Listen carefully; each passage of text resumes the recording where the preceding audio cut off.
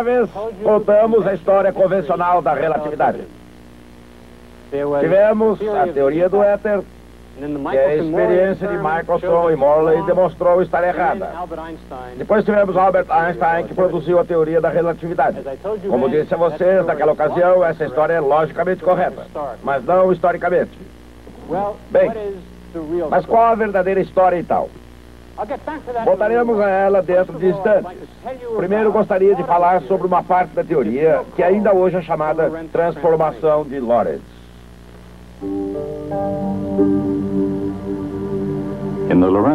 Na transformação de Lorentz, existe acima de tudo a velocidade da luz. A velocidade que surgiu das equações de Maxwell. A velocidade de 300 mil quilômetros por segundo, medida por Michelson com notável precisão. A velocidade que é essencial à física moderna e vital para a compreensão do universo como ele realmente é.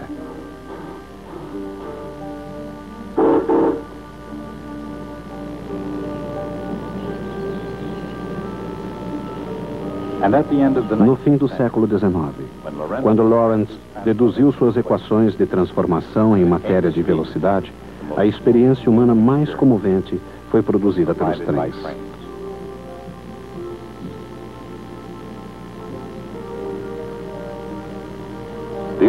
O automóvel, que viria a suplantar o trem, ainda não estava em marcha, e as viagens aéreas mal tinham começado. Grandes ou pequenas, sofisticados ou uma simples brincadeira de criança, os trens eram a própria imagem da velocidade. E, de fato, a única coisa na Terra que transportava as pessoas mais rapidamente era a própria Terra. Orbitando em torno do Sol a uma velocidade de 108 mil quilômetros por hora, os habitantes do planeta talvez não tenham consciência dessa velocidade. Mas ela existe. E para os físicos na virada do século, essa era uma velocidade relativa ao éter. Desde o tempo de Aristóteles, acreditava-se que o éter era a substância da qual era feita o próprio céu. Esse conceito permaneceu como uma mera especulação, até que dois americanos decidiram provar de uma vez por todas se o que era então chamado éter luminoso existia de fato. Seus nomes eram Albert Michelson e Edward Morley. Seu objetivo era detectar o movimento através do éter, medindo seus efeitos sobre a velocidade da luz. Em tentativas sucessivas, utilizando os aparelhos mais sensíveis até então construídos, descobriram exatamente o que não estavam procurando. O interferômetro demonstrou que, independente do movimento do observador, a velocidade da luz é a mesma. Para Michelson e Morley, isso foi má notícia. E a notícia correu com a mesma rapidez do navio que a levou até a Irlanda. Ali, o físico G.F. Fitzgerald, um velho defensor da teoria eletromagnética da luz, examinou os resultados, de certa forma desapontadores, de Michelson. A explicação de Fitzgerald foi a de que, em seu movimento através do éter, um braço do interferômetro sofreu uma contração de uma fração do seu comprimento, exatamente o necessário para permitir que os dois feixes de luz chegassem simultaneamente. Imediatamente, a maioria dos cientistas ridicularizou a ideia. Mas, quando Hendrik Lorentz chegou à mesma conclusão, ninguém deu risada. Ele era não apenas o especialista mundial na teoria eletromagnética de Maxwell, mas forneceu uma explicação tangível para o fenômeno da contração. Ele achava que isso devia ser uma propriedade do elétron, cuja existência fora recentemente confirmada por J.J. Thomson e seus colegas na Inglaterra. Tudo indicava que nos elétrons haviam sido encontradas as partes internas dos átomos, os componentes básicos da matéria. Mas eles não haviam descoberto tudo o que os elétrons realmente fazem. Uma possibilidade, acreditava Lorentz, era de que um elétron se contraísse na direção do movimento. Se isso fosse verdade, uma vez que tudo é composto por elétrons, um interferômetro também se contrairia na direção do movimento, assim como uma régua ou uma locomotiva. Embora a contração do comprimento tivesse sido demonstrada pela experiência de Michelson e Morley, Lorentz sabia que era preciso mais alguma coisa para explicar todas as experiências que não conseguiram detectar o movimento através do éter. Como ele acreditava no éter ainda, e no fato de que a Terra se movia através desse éter, achou que o elétron devia ser de alguma forma responsável por essa característica fantástica da luz. Independente da velocidade com que eles próprios se movimentaram, todos os observadores registraram a mesma velocidade da luz. Certamente outras velocidades, a velocidade de um trem em movimento, por exemplo, não são as mesmas para todos os observadores.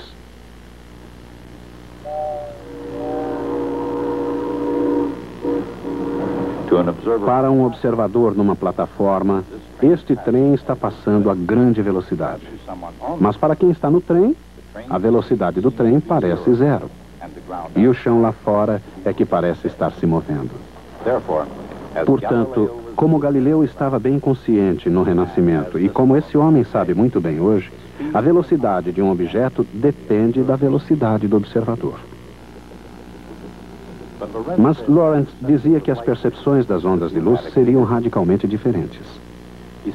Sugeriu que mesmo alguém viajando a uma velocidade próxima da velocidade da luz, ainda assim observaria a luz se movimentando a uma velocidade de 300.000 km por segundo. Como isso podia acontecer? Consideremos dois observadores em movimento relativo. Neste caso, Albert e Henry. Bom, só para ilustrar a questão. No lugar e no instante exato em que passam um pelo outro, ambos observam um lampejo de luz. Uma esfera de luz se expande a partir daquele ponto. Como cada um mede a velocidade da luz em relação à própria pessoa, cada um acredita, com razão, estar sempre no centro dessa esfera em expansão, mesmo que se distanciem cada vez mais um do outro.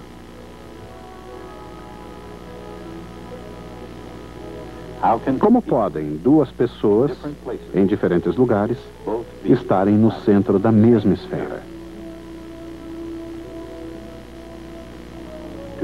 Para confirmar essa percepção, cada um instala detectores de luz igualmente separados.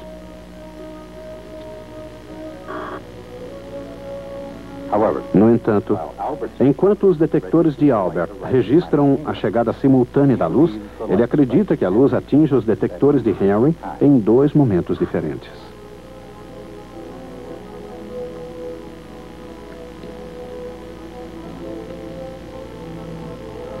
Enquanto isso, Henry vê a mesma coisa ao contrário.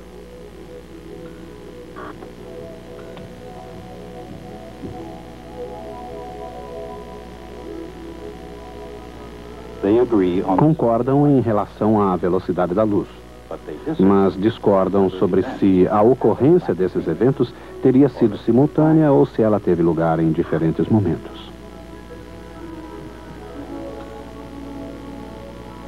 Não se trata de semântica, nem de uma discussão sem importância. Significa que o tempo, assim como a distância, é afetado pelo movimento. Mas apesar da profundidade da questão, o matemático francês Henri Poincaré levantou objeções à natureza limitada das explicações de Lorentz. O que era necessário, disse ele, era uma nova lei fundamental da física, o princípio da relatividade, de acordo com o qual as leis dos fenômenos físicos devem ser as mesmas tanto para um observador fixo quanto para um observador animado de um movimento uniforme de translação. Em outras palavras, como sugere Galileu, um estado de movimento uniforme é tão bom como qualquer outro. Afinal, essa ideia constituíra a base do raciocínio de Galileu e da lei da inércia quase 300 anos antes. Mas o que Poincaré estava sugerindo era que a ideia da relatividade de Galileu deveria ser generalizada para incluir todos os fenômenos físicos, inclusive a luz. Por exemplo, um observador não podia determinar se ele próprio estava em movimento medindo a velocidade da luz, uma vez que essa velocidade é a mesma para todo e qualquer observador. Isso significa que era preciso mudar velhas noções sobre tempo e espaço. E embora o próprio Poincaré não tenha examinado as consequências, Lorentz desenvolveu as equações necessárias para demonstrar exatamente até que ponto réguas teriam que se contrair e os relógios se atrasar quando estivessem em movimento. A essência do seu raciocínio pode ser observada com o auxílio do mais simples dos relógios: 2 espelhos colocados a uma determinada distância um do outro, com um feixe de luz oscilando entre eles. Cada oscilação do feixe corresponde a um tique ou um taque do relógio. Para Henry, seu relógio está em repouso e é um relógio comum. Mas para Albert, esse relógio está se movendo. E entre uma batida e outra, ele observa o feixe de luz traçar uma trajetória diagonal, o que significa que ele está percorrendo uma distância maior. Assim, Albert acredita que o relógio em movimento está andando mais devagar. Mas quanto mais devagar?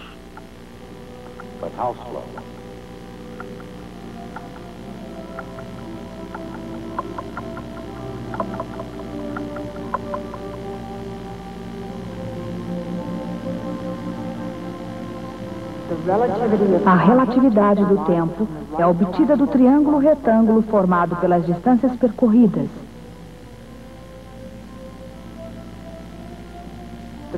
O teorema de Pitágoras demonstra que a trajetória da luz em movimento é maior do que a distância entre os espelhos.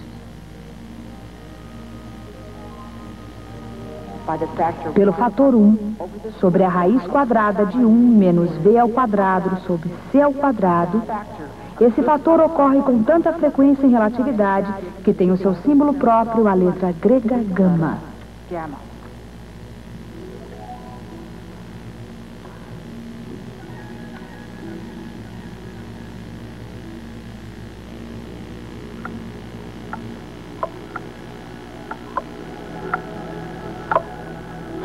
Assim, para um observador parado, um relógio em movimento parece andar muito devagar por um fator gama. Uma régua ou outro objeto qualquer em movimento também parece contraído pelo mesmo fator, o que recebe o nome de contração de Fitzgerald. É mais conhecida como contração de Lorentz. Para velocidades muito menores que a velocidade da luz, gama não é muito grande. Por exemplo, a Terra, em seu movimento em torno do Sol, devido a essa velocidade, é reduzida em seu tamanho de uma grandeza que corresponde à espessura de uma folha de capim. Quanto a velocidades na Terra, Lorentz estava ocupado desenvolvendo sua teoria quando a locomotiva a vapor superou a barreira dos 160 km por hora. A essa velocidade, todo o trem tem seu comprimento reduzido em menos de um átomo da tinta que cobre o seu motor. E o próprio Lorentz não andou devagar. Ele era o grande físico internacional. Jovens físicos de todo o mundo assistiam às suas palestras na Universidade de Leiden, na Holanda, onde era professor há um quarto de século. Entre os que estiveram em Leiden estava Albert Einstein. Através dos anos, Lorentz teria uma enorme influência profissional e pessoal sobre Einstein. Pouco antes de sua morte, Einstein disse: "Admirei e amei Lorentz, talvez mais do que qualquer outra pessoa que eu tenha conhecido." Mas foi o trabalho de Lorentz, como um físico teórico, que ultrapassou o privilegiado círculo dos seus amigos e se propagou livremente através do tempo e do espaço. Sabendo que estava no caminho certo, Lorentz investigou as consequências até onde lhe foi possível. Se objetos em movimento parecem menores e relógios parecem andar mais devagar, como podem então duas pessoas movimentando-se uma em relação à outra concordar sobre uma descrição consistente de onde e quando algum evento ocorreu? Para responder a essa questão, é preciso uma série de equações em substituição às velhas transformações de Galileu. Essas equações não foram difíceis de serem encontradas, mas algumas das suas implicações foram difíceis de se acreditar. Na relatividade de Galileu, a posição de um ponto X Linha num sistema de referência móvel está relacionada à sua coordenada x num sistema fixo, através da equação x menos vt. Lorentz descobriu que para a nova relatividade isso deveria ser multiplicado pelo fator gama. Essa é a equação ao longo da direção do movimento. Em direções perpendiculares ao movimento, as distâncias são as mesmas em ambos os sistemas de referência. Quanto ao tempo, embora os relógios possam ser sincronizados em qualquer sistema de referência, a hora que eles mostram depende de onde eles estiverem.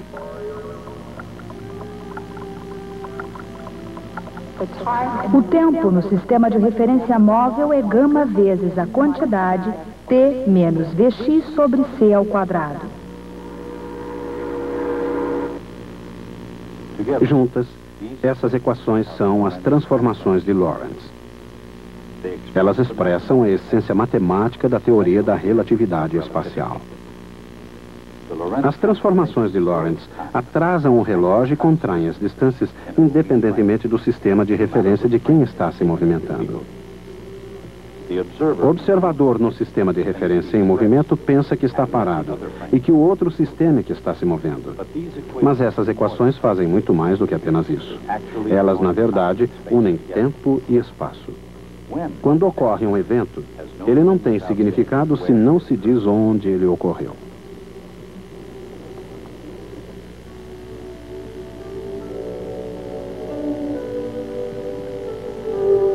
Em 1904, Holanda. Lorentz publica a versão definitiva de sua teoria do elétron. Ela contém as equações essenciais da teoria da relatividade. Mas não se sabia nada sobre Albert Einstein, o que levou alguns a dizer que a história lhe deu mais crédito do que merecia. 1905, Berna, Suíça. Einstein, um jovem estudante de física que ganhava a vida como funcionário do Departamento de Patentes, mostra-se preocupado com as aparentes inconsistências da física. Será que se pode tornar consistentes a inércia e as leis da mecânica com as teorias da ótica e do eletromagnetismo de Maxwell? Einstein achava que sim. Mesmo que isso significasse abdicar não só o éter, mas os significados tradicionais de tempo e espaço. Einstein formula dois postulados fundamentais. O primeiro é o princípio de relatividade de Poincare. As leis da física são as mesmas em todos os sistemas inerciais de referência. Seu segundo postulado afirma que a velocidade da luz é a mesma para todo e qualquer observador. Einstein simplesmente se apropria do fenômeno que Lorentz vinha tentando explicar. Desses dois únicos postulados, Einstein deduz exatamente as mesmas equações descobertas antes por Lorentz. Só que agora elas têm um significado muito diferente. Os conceitos fundamentais de espaço e tempo passam a ser interligados. A essência da ideia pode ser compreendida visualizando-se o tempo como se ele fosse uma outra dimensão. Albert, parado no espaço, flui através do tempo. De maneira que uma linha vertical representa um ponto fixo, x igual 0, em seu sistema de referências.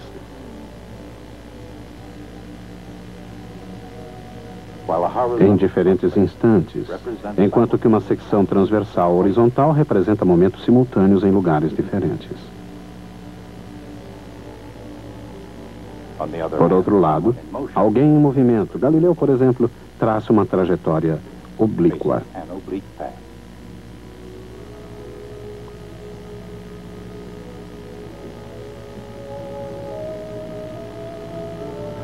Assim, enquanto que Albert acha que um ponto fixo representa-se por uma linha vertical, a ideia de Galileu sobre o nada acontecendo aparece como uma linha inclinada em x, linha igual a 0, ou em qualquer outro lugar de seu sistema de referências. Mas é claro que se Galileu tivesse feito esse desenho, sua linha para estar parado seria vertical e a linha de Albert inclinada para trás. A mesma ideia pode ser utilizada para demonstrar a relatividade do tempo. Quando Harry Albert observam a mesma esfera de luz em expansão, ela alcança seus detectores em pontos definidos no tempo e no espaço.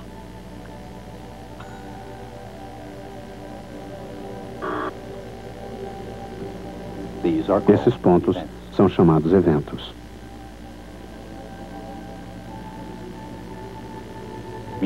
Enquanto isso, a própria luz traça um cone.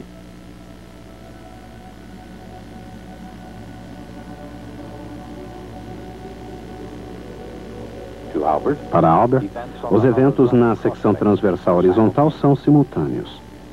Para ele, um dos detectores de Henry lampeja primeiro. Então, ambos piscam simultaneamente. Finalmente, isso acontece com o outro detector de Henry. Por isso ele pensa que esses dois eventos são simultâneos. Mas Henry pensa que esses dois eventos são simultâneos. Assim, não apenas as linhas de posição constante de Henry estão inclinadas, mas também as suas linhas de tempo simultâneo. Para Henry, eventos simultâneos ocorrem numa secção transversal inclinada. Por isso, ele pensa que um primeiro sinal de Albert é emitido, depois os seus, e só então o outro sinal de Albert. Claro que se fosse Henry que fizesse esse desenho, ele traçaria suas linhas de lugar e tempo constantes perpendiculares umas às outras. Surpreendentemente, isso não mudaria em nada o cone de luz. Essa maneira de observar as coisas chama-se um diagrama espaço-tempo. E muitos dos estranhos efeitos da relatividade podem ser visualizados dessa forma. Albert pensa, por exemplo, que a régua de Henry não tem 1 metro de comprimento. Enquanto Henry, vendo Albert passar rapidamente por ele, acha que a régua de Albert é menor.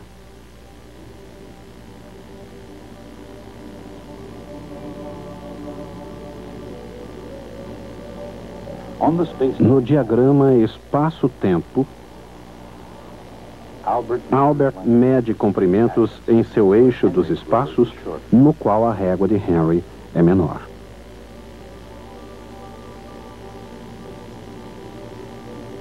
Mas no eixo de Henry, a situação é inversa, e a régua de Albert é menor.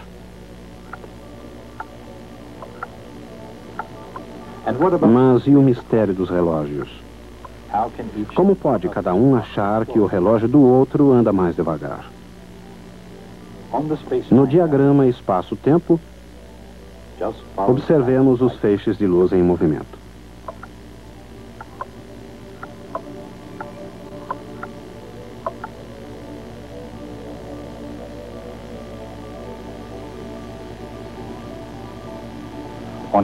No eixo de tempo de Albert, os tic-tacs do relógio de Henry são mais espaçados uns dos outros do que no seu próprio relógio. Mas na visão de Henry, isso é exatamente o que acontece com o relógio de Albert, qualquer que seja a maneira de observá-lo. Na verdade, existe mais de uma maneira de observar a própria transformação de Lorentz. Embora tenham sido originalmente concebidas por Lorentz, Einstein chegou às mesmas equações de um ponto de partida completamente diferente. Lorentz usou as equações para explicar a experiência de Michelson e Morley. O objetivo de Einstein era estabelecer a relatividade como um princípio fundamental e universal de toda a física. Para Lorentz, a velocidade constante da luz era uma simples aparência para todos os observadores. Para Einstein, essa velocidade constante era um princípio do qual tudo mais deveria se derivar. Lorentz foi talvez o último grande físico clássico, mas as equações que levam o seu nome estão no âmago da relatividade e do futuro por ela criado. De qualquer maneira, existem duas histórias completamente independentes da teoria da relatividade. Havia a teoria do éter, as experiências de Michelson e Morley e outras que se seguiram não conseguiram provar a sua existência. Foi quando Poincaré e Lorentz, com grande dificuldade, produziram as fórmulas necessárias à explicação dos resultados dessas experiências. Na mesma ocasião, de maneira totalmente separada e independente, o jovem Albert Einstein se preocupava com um problema muito sério ligado à natureza da luz e da eletricidade. E decidiu que era assim que o mundo deveria funcionar. Apresentou, então, exatamente a mesma teoria, mas com uma compreensão muito mais profunda do seu significado. Portanto, pode-se dizer que Einstein prestou apenas uma pequena contribuição à teoria da relatividade. Da mesma forma como é possível dizer que Copérnico não fez muita coisa além de uma trivial transformação matemática das coordenadas. Mas para dizer isso, significa ignorar em forma profunda a verdadeira história desses dois assuntos. No nosso próximo programa, continuaremos a nossa discussão sobre a teoria da relatividade.